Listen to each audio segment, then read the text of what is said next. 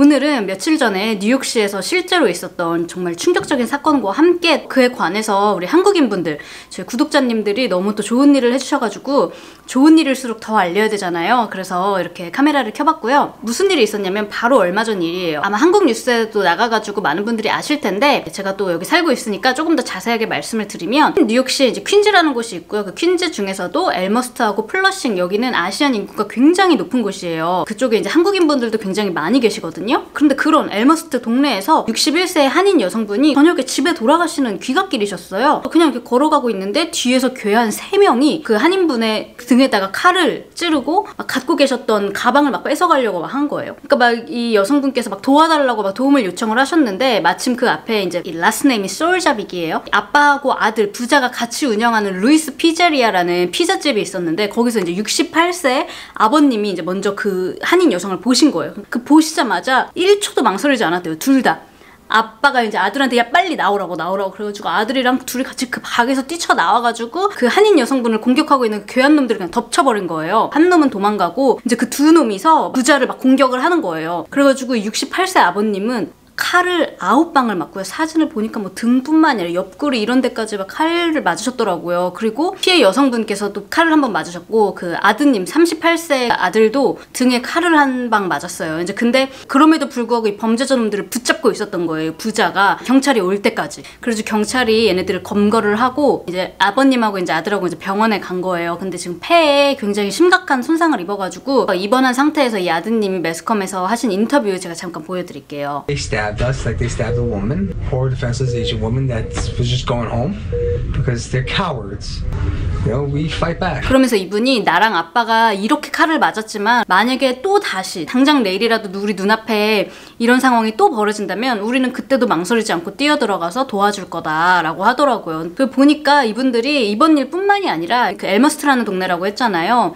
거기 병원이 뉴욕 처음 막 코로나가 뉴욕을 때렸을 때 막 셧다운되고 중환자, 뭐 사망 환자 막 속출했을 때 엘머스 병원으로 환자들이 엄청 몰리면서 그 병원이 아무튼 병원들 중에서도 제일 고생을 많이 한 병원으로 되게 유명해요. 근데 그 피자집이 그 병원 근처에 있었잖아요. 뉴욕 셧다운 됐을 때도 이 부자가 그 병원으로 또 음식도 엄청 많이 기부를 했다고 하더라고요. 의료진들한테 지금 모든 상황이 옛날 것 같지 않지만 우리 동네에 있는 이 피자 가게만큼은 항상 여기 있을 거다. 우리가 너네를 응원한다. 이런 메시지들을 의료진들한테 보내주면서 음식이랑 같이 막 그랬대요. 진짜 그러니까 참 항상 사람들을 돕고 이런 사람들이었더라고요. 너무 좋은 사람들이죠. 그때 막 이제 막 병원에 입원했을 당시에는 피해 여성분과는 어떤 연락이 닿지 않는 상태였단 말이에요. 그래서 이제 매스컴들이 혹시 그 피해 여성분께 하고 싶은 말이 있냐, 전하고 싶은 말이 있냐라고 했더니 이렇게 얘기를 하더라고요. We love you, we are here for you, and we will always be here for you. 이 말 듣는데 전 처음 들었을 때 좀 눈물이 이렇게 또르륵 났거든요. 여러분들도 뉴스에서 많이 보셨으니까 아시겠지만은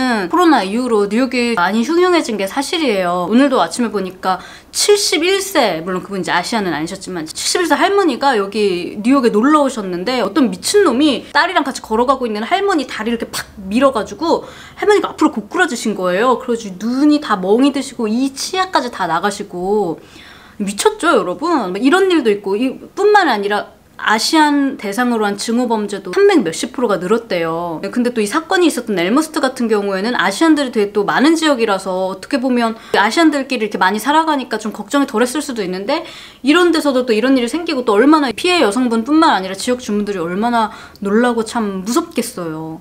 저도 이런 뉴욕 한가운데에서 살아가는 아시안 여성으로서 진짜 너무 흉흉한 일들이 너무 많아가지고 참 마음이 안 좋고 또 한동안 좀 이런 소식들 듣는 것 때문에 막 우울증처럼 생기고 그런 것도 있었거든요. 근데 어쨌든 이런 와중에 이런 분들이 정말 영웅이잖아요. 이런 솔잡이 부자의 이런 이야기를 들으니까 좀 약간 마음이 뭔가 조금 위로받는 기분도 들면서 이게 진짜 절대 아무나 할 수 있는 일이 절대 아니거든요 여러분. 저만 해도 이제 뉴욕에 사니까 상상을 많이 하잖아요.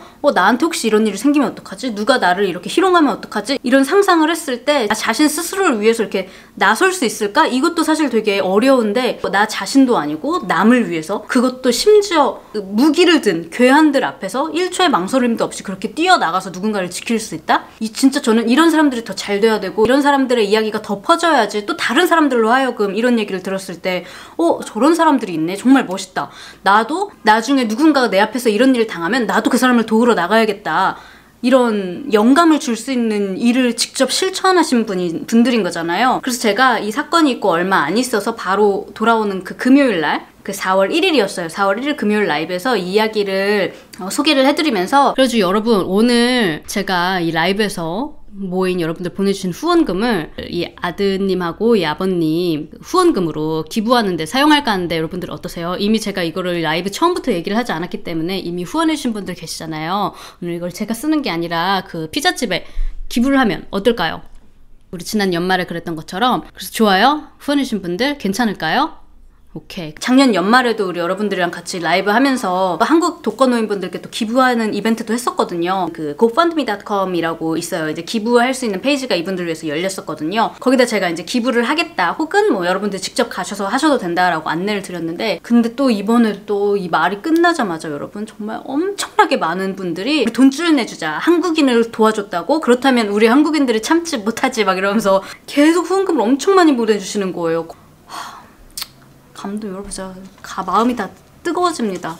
그렇게 해서 도네이션으로 받은 게 65만 3,400원, 그리고 유튜브로 받은 게 319만 1,900원, 총 384만 5,300원, 미화로 하면 3,157불을 그 라이브 하는 동안에 여러분들이 보내주셨어요. 도네이션은 10%, 유튜브는 30% 이상 수수료를 띄어간다고 하는데, 이 수수료는 제가 부담을 하겠다고 말씀을 드렸거든요. 여러분들이 보내주신 금액 그대로 온전히 기부를 하겠다고 말씀을 드렸는데, 여기서 하나 또 업데이트를 해드려야 되는 내용이 뭐냐면, 당시 제가 라이브를 했을 때만 해도 피해자이신 한인 여성분에 대한 정보가 없었어요. 이제 제가 막 인스타그램에 혹시 이분의 연락처나 이분이랑 개인적으로 아시는 분 있으면 저한테 연락을 달라 했는데 뭐 찾지 못했고, 아무튼 그래가지고 그 한인 여성분도 당연히 되게 돕고 싶은 마음이 있었지만 어떻게 찾을 수 있는 방법이 없어가지고 라이브 끝나고 그 다음 날인가? 이 여성분의 기부 페이지도 열린 거예요. 보니까 이분이 이제 인터뷰도 더 하시고 신원도 더 노출을 이제 하시면서 부자를 위한 기부 페이지를 오픈하신 분께서 이 여성분의 기부 페이지도 같이 열으셨더라고요. 제가 그래가지고 그 이후로 제가 며칠 동안 지금 엄청 막 고민이 되는 거예요. 이 피자집 아드님하고 아들한테 기부를 하겠다고 제가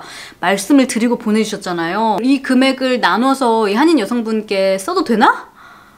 다 될 거라고 생각이 들어요. 근데 남의 돈이라고 제가 생각을 하니까 쉽게 제가 혼자 결정을 못 내리겠는 거예요. 그래서 막 가족들한테도 물어보고 친구들한테도 물어보고 미니기 오빠한테도 물어보고 며칠 동안. 근데 이제 다들 답변은 당연히 되지. 그리고 우리 남편 같은 경우에도 당연히 완전 그 한인 여성분도 그 나눠드려야 된다. 그래가지고 제가 여러분 고민을 하다가 다시 라이브를 켜서 여러분들에게 물어볼까도 생각했어요. 근데 그날 후원해주신 모든 분들이 다 들어오는 건 아니잖아요. 결국 혼자 결정을 내렸습니다. 이제 반으로 나눠가지고 그 피자집 부자에게 1,580불, 피해 여성분에게 1,580불 각각 나눠서 썸머와 한국인 친구들이라는 이름으로 기부를 했고요. 또 기부해주신 분들 이렇게 나눠서 보내드린 점 다들 이해해주시고 괜찮다고 생각해주실 거라고 믿고 그렇게 제가 그냥 진행을 했습니다. 혹시라도 나 기부하신 분들 중에 이거 아닌데 라고 하신다면 이렇게 생각을 해주면 좋을 것 같아요. 수수료가 이제 도네이션 10%, 유튜브 30% 이상 이렇게 나가니까 그 수수료 부담한 그 정도에서 조금 더해서 제가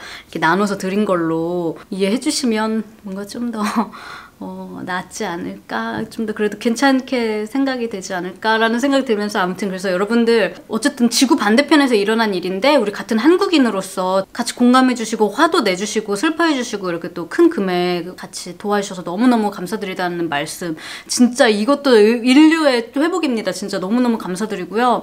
그리고 이제 어떻게 됐냐, 그 우리 한인 여성분께서는 나중에 이제 매스컴에서 나와서 이야기를 하신 걸 들어보니까 칼 등에 맞으신지도 몰랐대요. 집에 올 때까지 보니까 피를 막 너무 많이 흘려 있어가지고 병원에 그날 가셨고, 그 다음날 또 바로 출근을 하셨대요. 자기는 지금 먹고 살기가 너무 바쁘기 때문에 계속 병원에 갈 수도 없고 막 이렇게 뭐 경찰 조사를 막 계속 다 다닐 수도 없고 그렇다고 말씀을 하시더라고요. 그리고 이제 아드님은 퇴원을 하셨대요. 이제 퇴원하셔서 이 피해자 여성분들 다시 만나셨고, 그 한인 여성분이 막 미안하고 감사하다고 막 그러시더라고요.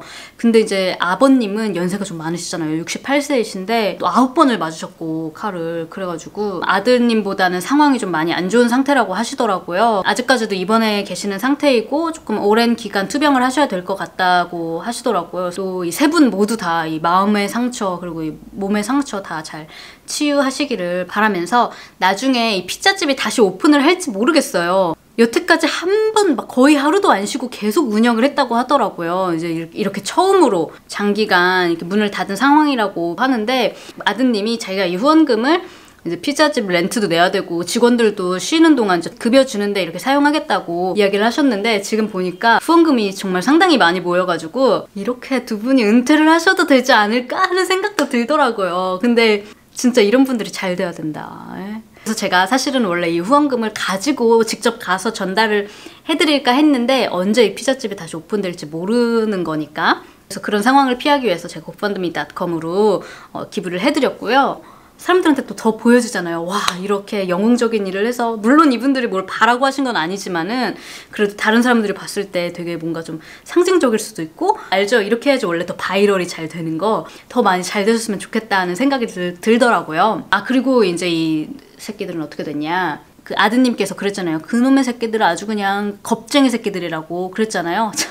잡고 보니까 여러분 얼마 전에도 70대 노인의 가방 뺏어가지고 거의 한국 돈으로 300만 원이 들어있었대요. 현금으로. 그거를 뺏어가지고 체포가 됐던 놈들이에요. 아니 근데 얼마 전에 체포됐는데 왜 길거리에 나와 있냐? 그러니까요. 지금 이 범죄가 막 이렇게 막 기승을 부리는 게 뭐 코로나 뭐 이런 것도 있겠지만 이 또 얘기하자면 또 길지만 이제 또 뉴욕에 또 베일 리폼이라는 법이 있어요. 그래가지고 왜 원래 옛날 같았으면 범죄자들이 범죄 행위를 저지르면 보석금 있으면 재판일까지 나가 있을 수 있고 없으면 그냥 구금되어 있었어야 되잖아요. 근데 이게 불공평하다. 경범죄 저지른 이런 사람들까지 다 수용하기에는 뭐 돈도 많이 나가고 어쩌고 저쩌고 해가지고 이런 강도, 뭐 희롱, 스토킹, 폭행, 보석금이 있든 없든 이런 경범죄에 해당하면 다 그냥 내보내주자. 그래가지고 나와 있었던 거예요. 얘네들이 나와가지고 반성하고 집에 있었냐? 아니죠. 나와가지고 더 심한 범행을 이렇게 저질러서 오늘 같은 이런 사건이 생기게 된 거잖아요. 얼마 전에 그 뉴욕 차이나타운에서 집에서 그 살인을 당하신 우리 한인 여성분, 그분 사건도 잡아보니까 벌써 지난 몇 달 동안에 뭐 6건? 수차례 체포된 적이 있었다가 그 베일 리폼으로 빠져나간 그 범죄자였어요. 아, 이것도 진짜 제가 할 말이 너무나 많은데 뭐 일단 뭐 오늘은 이거에 대한 이야기가 아니니까 그래서 어쨌든 이놈들은 폭행, 강도, 그리고 집단 폭행, 무기 소지, 2급 살인 미수로 이제 체포가 되어 있는 상태고요. 이제 2급 살인 미수까지 갔으니까 만약에 2급 살인 미수 없었으면 아마 또 풀려났을 수도 있었겠네요. 법의 처벌 아주 그냥 달게 받기를 너무너무 바라고 아예 애초에 이런 일들이 있어서는 안 되는데 앞으로 또 이런 일들이 덜 하기를 바라면서 그리고 또 혹시라도 이런 일들이 있다고 하더라도 피자집 부자의 이야기를 통해서 조금 더 많은 사람들이 내 주변의 이웃들을 도와야겠다는 생각을 가지면서 또 오늘 영상을 보시는 분들도 같은 한국인으로서 또 같은 썸머썸머 구독자로서 또 이런 좋은 일 구독자님들을 해주셨으니까 좋은 마음 갖고 또 영감을 받는 그런 영상이 되었으면 좋겠기를 바라면서 오늘 영상 또 이렇게 마무리하도록 하겠고요. 네, 우리는 그러면 다음 영상에서 다시 만나요. 안녕. 감사합니다, 여러분.